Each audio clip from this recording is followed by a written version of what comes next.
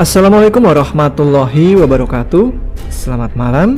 Kembali lagi dengan saya Tama dalam Ada Apa Gerangan. Bagaimana kabar kalian? Semoga selalu diberikan kesehatan dan juga rezeki yang cukup. Cerita kali ini bisa dibilang kelanjutan pengalaman mistis dari Panjo yang bertemu Wong Alas. Bagi teman-teman yang belum menyimak atau sudah lupa dengan cerita sebelumnya, linknya ada di deskripsi ya, biar ceritanya lebih nyambung. Baiklah, tak perlu menunggu lama. Teman-teman, ada apa gerangan? Ceritanya mulai dari sini.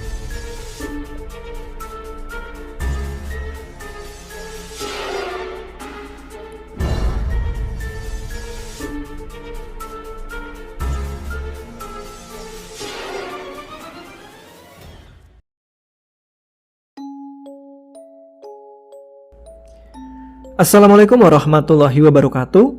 Gimana kabar kalian semua sahabat setia Ada Apa Gerangan? Semoga selalu baik ya. Buat Mas Tama, semoga juga selalu baik.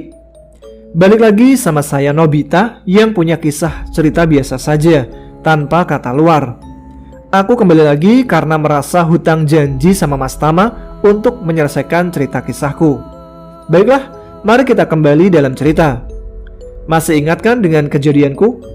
Gak tahu kenapa setelah bertemu dengan orang yang ciri fisiknya mirip dengan Wong Alas, aku malah menjadi tertarik dan penasaran akan kebenaran mitos itu.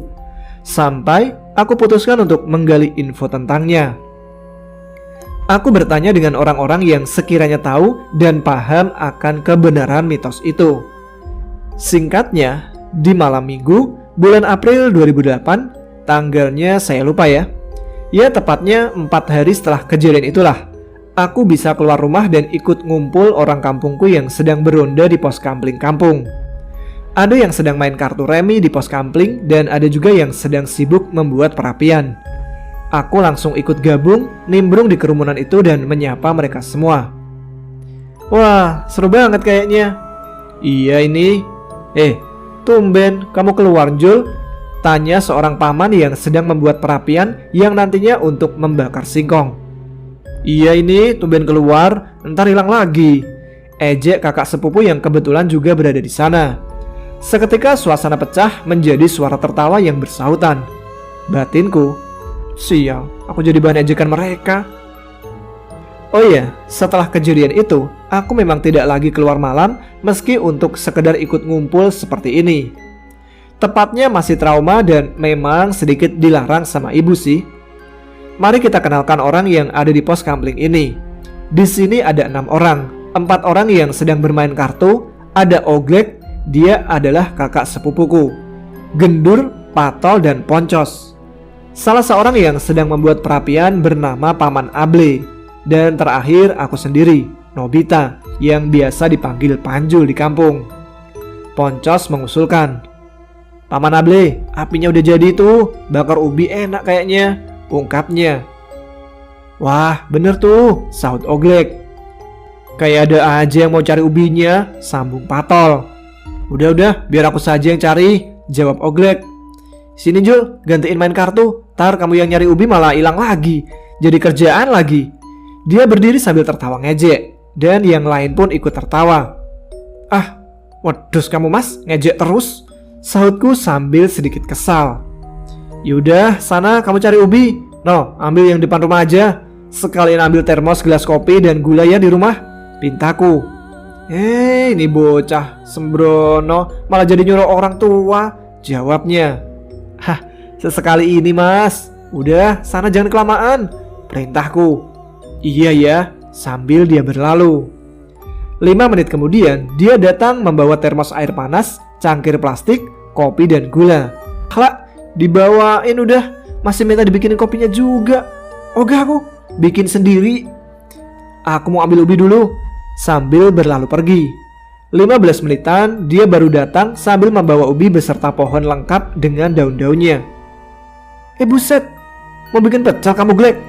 Ngapain itu daunnya kamu bawa juga? Ujar Poncos. Ah, bawel kamu Cos, mau ngambil kagak malah komen aja. Udah untung aku mau ngambilin, jawab Oglek. Udah, gak apa-apa, Nanti biar aku saja yang bawa pulang daunnya buat pakan kambing, sahut Gendur.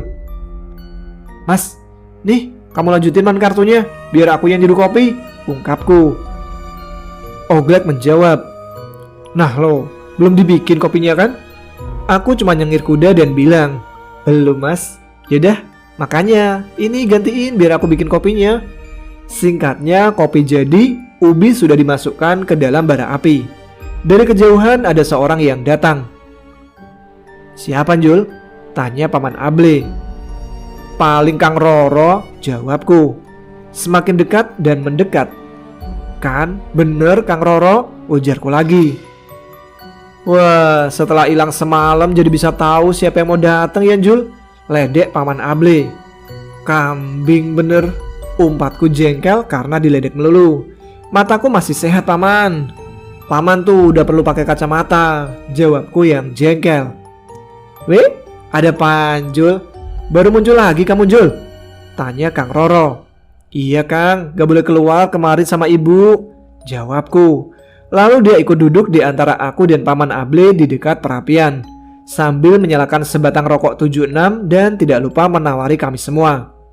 Aman Kang, banyak kalau rokok, sahut Patol. Hindarkan dari jangkauan anak-anak Kang, tambah Oglek. Itu jelas yang ditujukan kepadaku, karena pada saat itu memang aku kalau merokok di luar desa saja. Seperti kalau kumpul teman sekolah. Dan memang belum dapat SIM sih, yaitu surat izin merokok dari bapak ibu. Udah deh mas, kalau mau main kartu main aja, gak usah rese, jawabku kesal. Semua tertawa lepas lagi mendengar jawaban jengkelku. Lalu kami lanjut dengan obrolan-obrolan ringan. Tapi lama-lama Kang Roro dan Paman Able, aku rasa-rasa seperti sedang penasaran dengan kejadian yang kualami tempo hari. Padahal udah ku jawab, aku malam itu habis dari kota nonton pesta kembang api. Tapi seolah tidak puas dengan jawabanku itu. Jujur aku enggan buat menceritakan kejadianku itu. Masih trauma. Dan ditambah ada Oglek yang pasti kalau aku ceritakan bakal dibully abis-abisan. Makanya aku pilih untuk tutup mulut. Beberapa saat kemudian wanginya ubi bakar mulai tercium, menandakan kalau sudah matang. Tapi sialnya malah jadi bikin aku flashback ke tanjakan terakhir. Kampret, ini kok aromanya sama ya kayak yang di tanjakan itu, batinku. Dan tanpa ku sadari, ternyata aku nunjukin raut wajah ketakutan dan panik. Dan itu disadari oleh Kang Roro. Kenapa? Nyium bau beginian ya? Pasti dicariin itu. Pertanyaan yang membuatku sedikit kaget. Tapi aku tidak menjawabnya, karena tidak mau diberondong dengan pertanyaan yang tak ingin aku jawab. Aku putuskan untuk pulang. Baru mau beranjak berdiri, sudah ditahan sama Kang Roro. Sebentar Jul. Dia cuma bilang, coba kamu ke tempat Waktur, siapa tahu dia bisa membantu, sarannya kepadaku. Lalu aku pun pulang. 3 hari kemudian gak disangka-sangka, ternyata bapak pulang dari rantau. Dan malamnya Waktur berkunjung ke rumah karena mendengar bapak sudah di rumah. Waktur itu masih kerabatku. Aku sendiri juga gak paham sih. Dia ustadz bukan, dukun juga bukan. Tapi katanya sih masih ada garis keturunan dengan pengawal khusus Sultan Hasanuddin Banten. Dan beliau sedikit banyak tahu tentang Wong Alas. Tanpa basa-basi, aku memberanikan diri untuk bertanya. Pak De, ngapunten ya. Aku baru bilang begitu, sudah disambarnya. Udah, gak usah diteruskan. Iya, itu memang benar Wong Alas. Tapi gak usah cemas dan gak usah khawatir. Gak ada orang mati dimakan setan kok. Kalau orang mati karena ketakutan baru banyak jelasnya. Kalau gak percaya, cari aja lagi, suruh beliau. Kang, sembarangan kamu. Bocah kayak gitu malah ditantang. Nanti dia cari beneran gimana? Protes bapakku. Gak apa-apa, asalkan dia berani. Dia akan baik-baik saja. Anak cowok kan harus punya nyali besar, pungkasnya. Dan jujur iya, saya memang tertantang. Di hari Jumat pagi, saya minta izin ke ibu bapak untuk berangkat sekolah. Dan bilang ke Mbak Yu untuk pinjam motor lagi. Mbak, aku boleh nggak pagi ini berangkat bawa motor? Nggak boleh? Jawab Mbak Yu ketus. Aku merengek ke ibu dan bapak. Akhirnya Mbak Yu ngalah dan dikasih kunci motor Jupiter MX itu. Lalu aku berangkat dan singkatnya jam 11 terdengar bel yang berbunyi, menandakan waktu pulang sekolah sudah tiba. Siang itu sebelum pulang, aku sempatkan untuk ke tempat aku ngebonceng simbah-simbah itu. Terkaget-kagetlah aku. Ternyata di jalan itu, kanan kirinya adalah kuburan. Dari jalan cuman kena jarak sepetak sawah. Jadi jalan itu di antara sawah, tapi sebelah sawah itu kuburan yang lumayan luas. Mungkin pemakaman umum warga sekitar. Merasa ngeri di tempat itu, aku putuskan untuk pulang. Sampai di rumah, aku bertanya kepada diri sendiri, temuin gak ya? Temuin gak ya? Aduh, temuin gak ini? Anjir, kuburan itu cok. Sampai ketiduran. Dan paginya dibangunkan untuk sholat subuh. Tapi seperti biasa, bangun cuma cuci muka, masuk kamar, tiduran, sholatnya cuma di bibir. Beberapa saat kemudian, keluar untuk mandi dan bersiap berangkat ke sekolah. Seperti hari biasa, aku pergi ke sekolah naik angkot. Sabtu sore aku putuskan untuk memberanikan diri ke jalan itu lagi, berharap bertemu simbah lagi. Berangkat sehabis asar sampai sana sekitar 4:30. Aku duduk di pinggir jalan lama banget dan tidak terasa sudah 1 jam. Tapi tidak kunjung datang yang ditunggu. Aku kemudian memutuskan untuk pulang.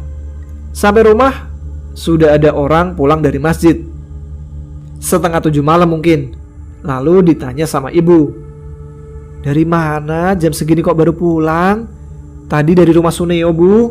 Jawabku. Minggu pagi aku putuskan menemui Pak Dewaktur. Beliau bukan siapa-siapaku, tapi aku memanggilnya Pak D karena sudah seperti keluarga sendiri. Ada Panjul. Tumben Jul, pagi-pagi udah kesini. Ada apa? Masih penasaran ya? Apa udah ketemu lagi? Aku disambut dengan berondongan pertanyaan. Disuruh masuk dulu kali Pak. Kasihan itu si Panjul. Masa iya disuruh berdiri di depan pintu? Suara seorang wanita yang tidak lain adalah Bude Inu. Panjul, sini masuk. Gak usah kamu hiraukan ocehan Pak Demu, ujar Bude. Iya Bude, makasih. Di sini aja cukup kok. Cuman mau sedikit bertanya sama Pak D, jawabku. Lalu Pak D bilang, yaudah, ayo duduk sana. Sambil menunjuk kursi dingklik yang ada di teras rumah. Lalu kami pun duduk. Aku langsung membuka obrolan. Gini Pak D, aku kemarin udah kesana, tapi gak ketemu sama dia. Pak Dewaktur malah ketawa sambil berucap, bocah saklek. Tapi Pak D salut sama keberanianmu. Tambahnya lagi, memangnya kamu kesana jam berapa? Tanya Pak D. Sore Pak D, dari jam 4:30 sampai 5:30-an, jawabku. Ya pantas kamu gak ketemu. Kalau mau nemuin dia, kamu dari rumah 5:30. Jangan 5:30 pulang dari sana, ujar beliau. Waduh Pak D, mana berani aku. Kanan kiri kuburan semua itu, jawabku. Kalau gak berani ya gak usah kesana. Tapi kalau mau ketemu dia ya memang jam segitu. Kalau gak malam, di atas jam 12. Kalau punya nyali itu juga. Aku hanya diam karena jujur ciut nyaliku. Lalu aku pamitan pulang. Jam 5 aku putuskan meminjam motor Mbak Yu lagi. Tapi baru keluar kampung nyaliku makin ciut. Balik lagi aku gak jadi kesana. Senin pagi seperti biasa aku sekolah. Hari itu kacau pelajaran, gak ada satupun yang masuk. Karena penasaran terus sama simbah itu. Aku cuma ingin memastikan dia itu manusia apa setan, atau wong alas seperti yang Pak Dewaktur bilang. Sore itu aku kumpulkan semua keberanianku dan 5:30 aku berangkat dari rumah dan sampai sana mungkin setelah sholat maghrib. Karena suasana maghrib jadi jalanan sepi banget. Gelap tapi belum sepenuhnya gelap. Ya masih remang-remang gitulah. 10 menit aku di sana masih belum ada tanda-tanda kehadiran simbah. Aku dikerjain sama Pak D nih. Belum selesai gumamku, tiba-tiba terdengar langkah kaki.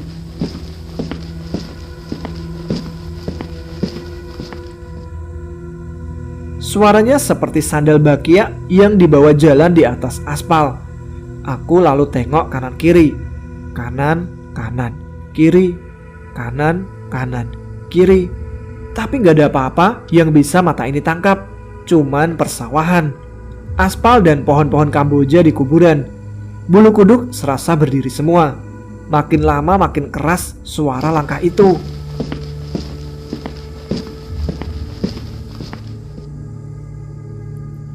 Aku makin tengok-tengok sampai pandanganku terfokus pada objek hitam yang makin lama semakin mendekat dan semakin jelas.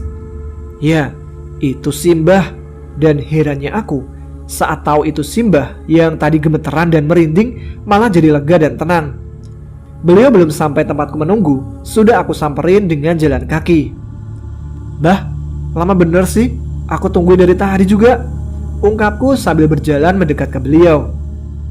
"Bocah saklek, gak kapok juga kamu ya?" tanya Simbah. Tapi aku tidak menghiraukan perkataannya.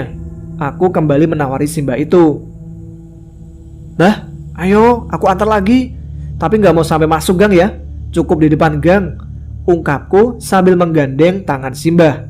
Tangannya serasa kaku dan berbulu dan juga dingin. Aku pastikan dengan melihatnya. Normal aja, seperti tangan manusia pada umumnya. Cuman dirasa tangan itu seperti berbulu. Tapi bodoh amat lah, aku tetap menggandengnya sampai ke motor. Sebelum naik, Simbah itu bertanya kepadaku, "Yakin kamu mau nganterin lagi? Gak kapok dengan kejadian tempo hari?" "Yakin bah, yakin banget aku. Sama-sama makhluk Gusti Allah bukan?" jawabku. Lalu kami berjalan ke tujuan yang sama dengan cerita sebelumnya.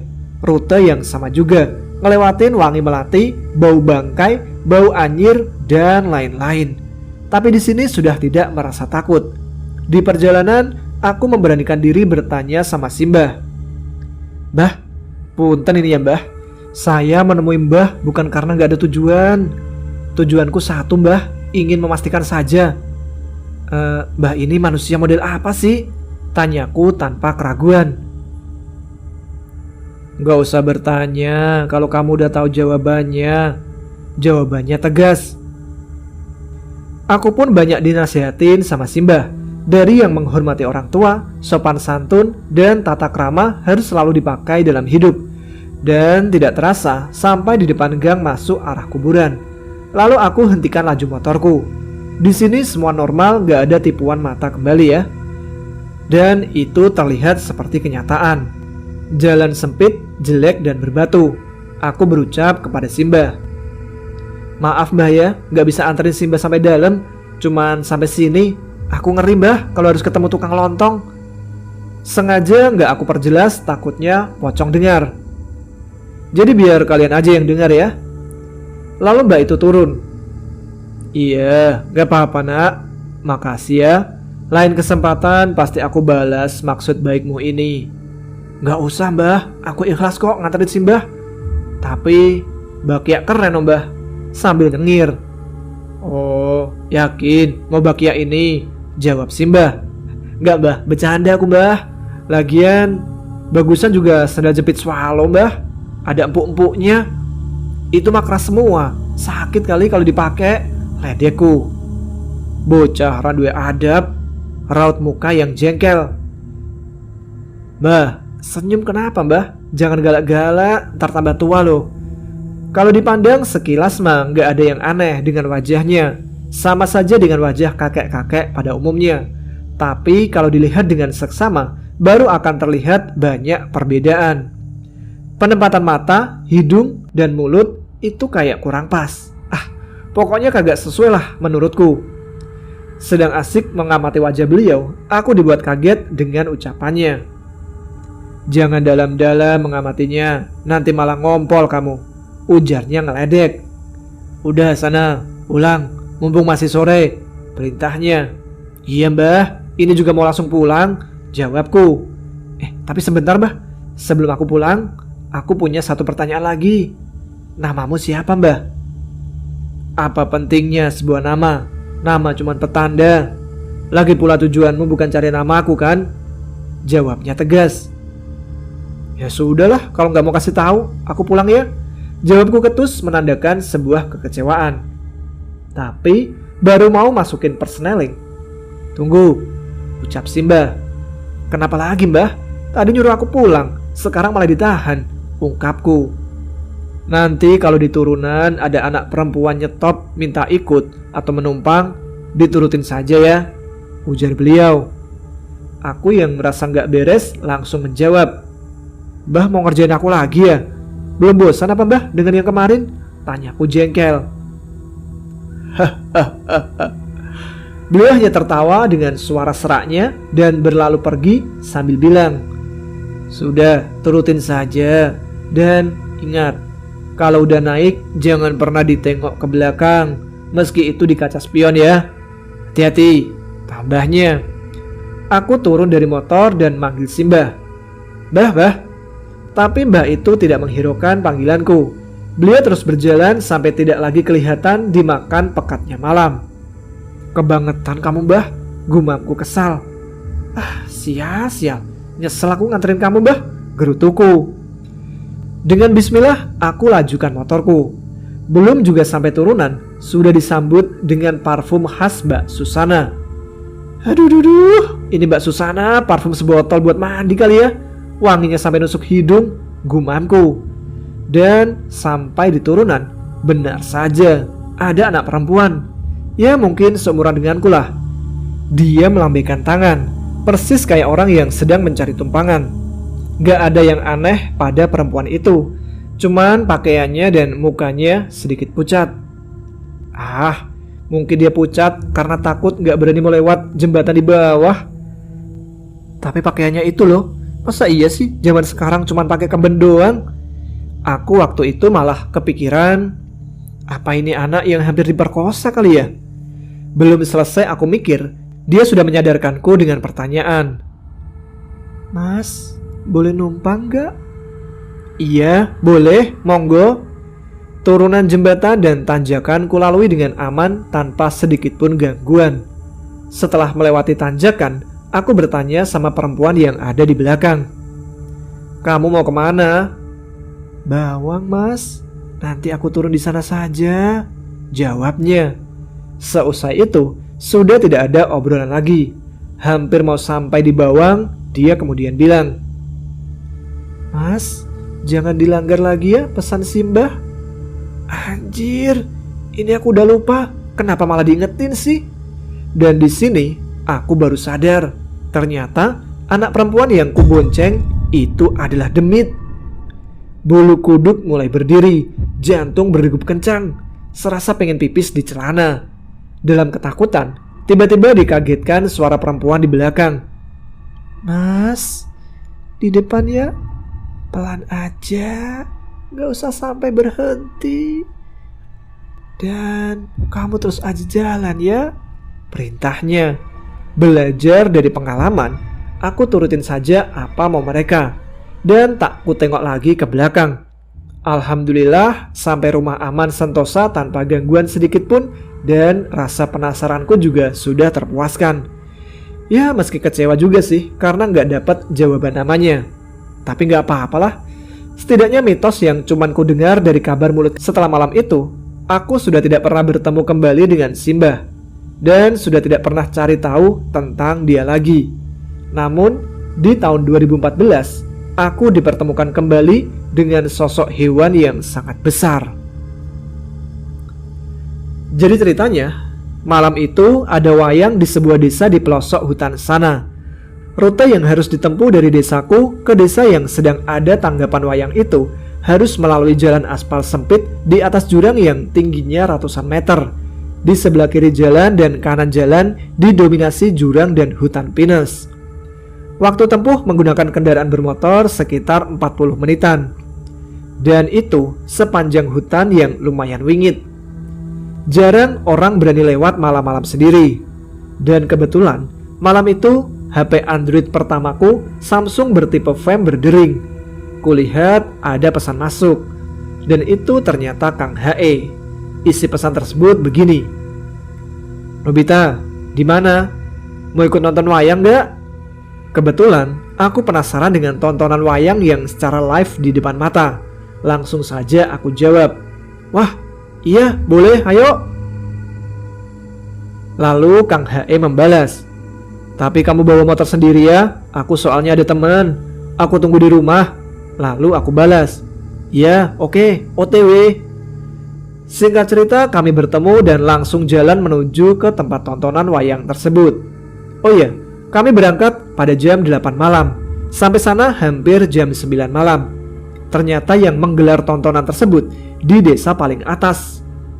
Singkatnya lagi, jam setengah 1, HP Kang HE berdering. Ada telepon masuk dari temannya.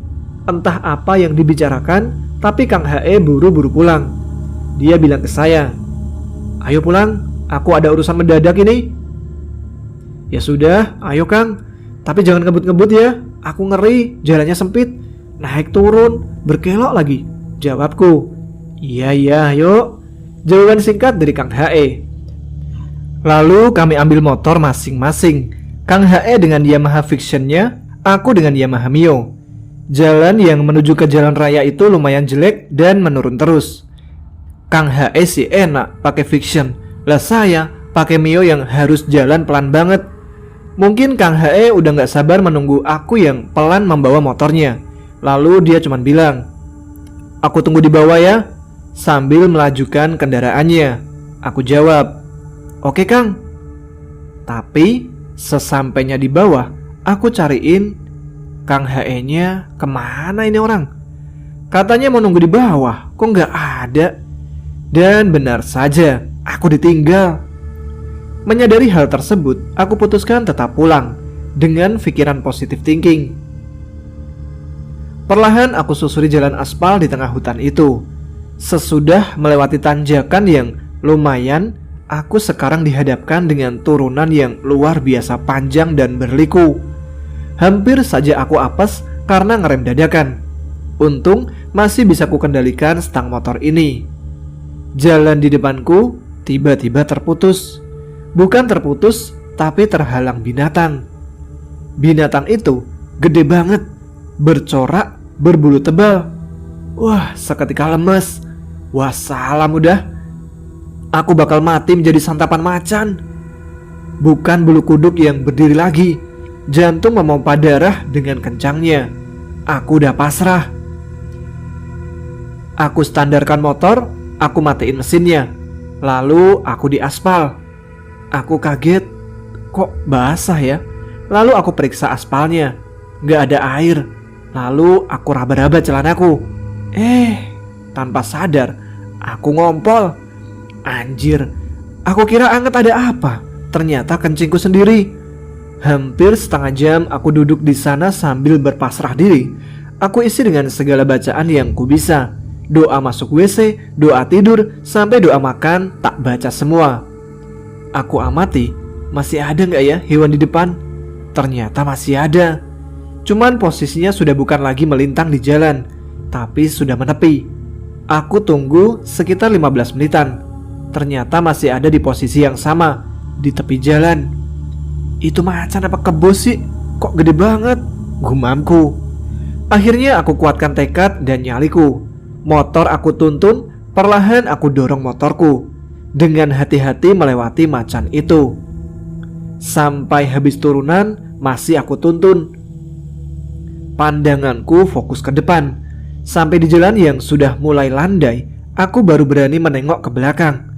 Tapi baru niat mau menengok, bajingan, setan alas. Setan gak makan bangku sekolah. Refleks cacian itu keluar dari mulutku.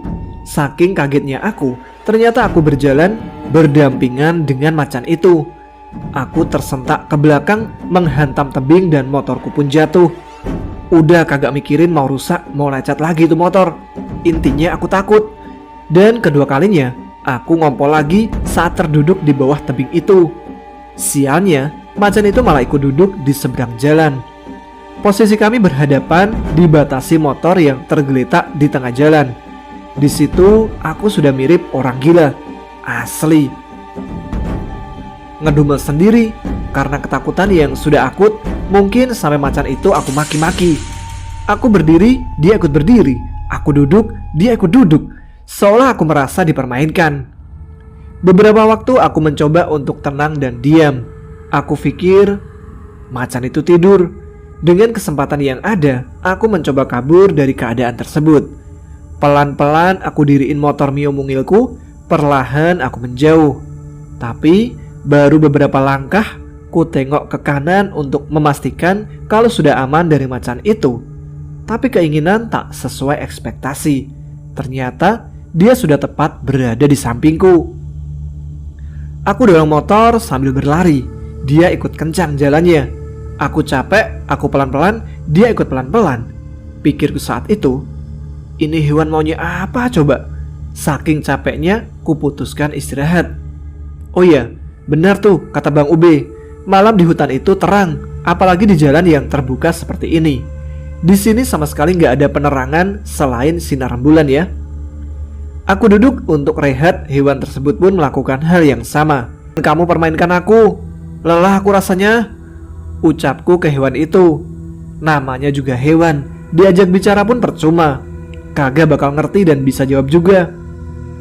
Ayo, kalau mau nemenin aku pulang, aku ajak sekalian sambil beranjak meraih stang motor dan ku starter. Perlahan aku tarik gas pelan-pelan dan perlahan roda mulai melaju. Dan benar saja, macan itu masih di samping mengiringi laju roda motorku. Aku kencangin gasku, dia ikut berlari. Aku turunkan gas, dia berjalan. Sampai akhirnya, kuputuskan untuk pelan saja membawa motornya. Kasihan, takut capek macannya. Tak terasa sudah hampir memasuki perkampungan. Lalu aku ajak bicara lagi itu macan. Chan, makasih ya udah diantar. Tapi cukup sampai hutan batas desa saja ya, pintaku. Mendekati hutan batas desa, dia mulai memelankan langkahnya. Lama-kelamaan sudah tak terlihat lagi. Dan aku lega banget rasanya sampai di perkampungan. Lisanku terus berucap alhamdulillah sampai di depan rumah. Sesampainya di rumah sekitar pukul 4 pagi, aku langsung masuk kamar mandi dan mencuci baju dan celana yang bau pesing. Sehabis subuh, aku baru tidur. Dalam tidur, aku kembali bermimpi Simbah. Di mimpi itu, dia meledekku.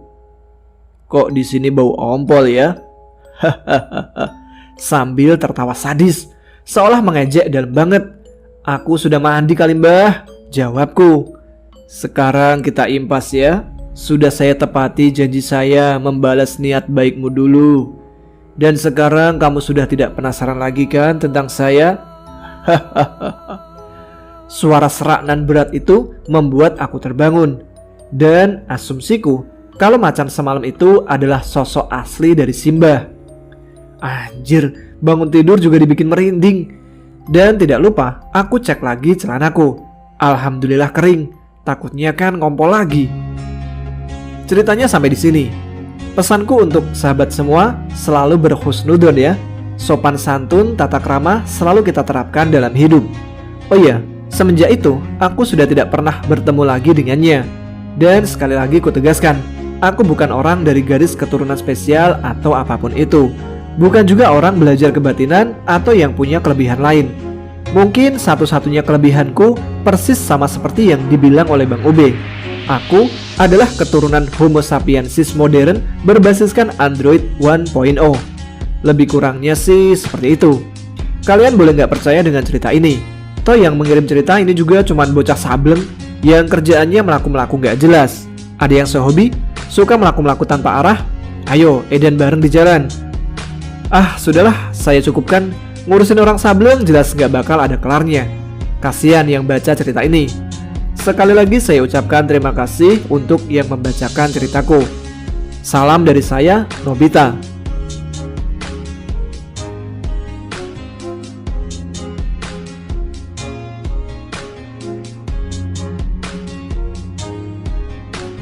Terima kasih Mas Panjul untuk kiriman ceritanya. Bagi teman-teman yang ingin pengalaman mistisnya dibacakan, bisa dikirim ke email kami adapagerangan20@gmail.com. Untuk lebih jelasnya ada di kolom deskripsi ya. Terima kasih juga untuk semua teman-teman Ada Apa Gerangan yang sudah setia menyimak setiap episode Ada Apa Gerangan. Semoga dapat menghibur kalian yang sedang beraktivitas. Namun sampai di sini saya menemani teman-teman. Kita jumpa lagi dengan cerita-cerita lain yang insya Allah tak kalah seru. Jangan lupa subscribe bagi yang belum, tuliskan komen, tunjukkan eksistensi kalian. Saya Tama pamit, Tetap semangat, jaga kesehatan, selamat malam, selamat beristirahat. Wassalamualaikum warahmatullahi wabarakatuh.